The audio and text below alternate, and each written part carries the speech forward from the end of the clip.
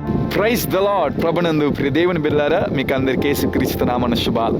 నేటి దేవుని వాగ్దానం మనందరి కొరకు యోబు గ్రంథం 31వ అధ్యాయం 30వ వచనం. పాపము చేయుటకు నా నోటికి నేను చోటునియ్యలేదు. ప్రియులారా, నేటి రోజుల్లో చాలామంది చెప్తున్న మాట ఏంటంటే మనము నోటిని నియంత్రించుకునే వారిగా ఉండాలి. మరొక భాషలో చెప్పినట్లయితే నోటిని కట్టుకునే వారిగా ఉండాలి.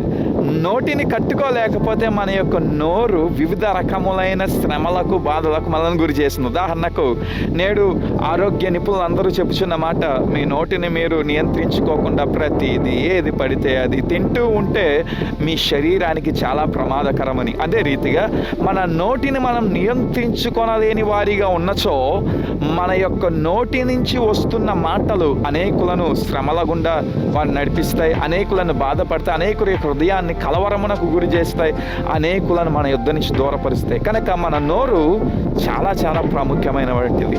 మన నోటి నుంచి ముత్యములు వచ్చే రీతిగా ఉండాలి, కానీ మన నోటి నుంచి ఎవ్వరికి హానికరమును కలిగించే మాటలు రాకూడదు. ఎవరి హృదయాన్ని కలవరం పరిచినట్లు, ఒకరి యొక్క హృదయాన్ని ఆవేదన పరిచినట్లు, ఒకరి హృదయాన్ని దేవునికి దూరముగా చేసే రీతిగా మనం ఉండకూడదు. కనుక ఇద్దరు వాక్యం విన్నప్పుడు దేవుని బిడ్డలారా, మీ నాలుక, మీ నోటి మాట ఎలాగునున్నది? మీ నోటి మాట ఒకరిని ఇబ్బందికి గురి చేస్తుందా లేదా ఒకరిని కడుతుందా?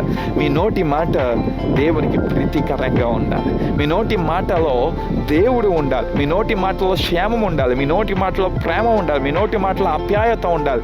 మీరు దేవుని కొరకు మీ యొక్క నోటిని, మీ మాటను, మీ యొక్క గానాన్ని ఉపయోగించినచో దేవుడు మహిమ పొందుతాడు, మీరు ఆశీర్వదింపబడతారు. అటు రీతిగా దేవునికి ఉపయోగకరమైన వారిగా మీరు ఉండడానికి మీ నోటిని దేవుని కొరకు ఉపయోగించకండి.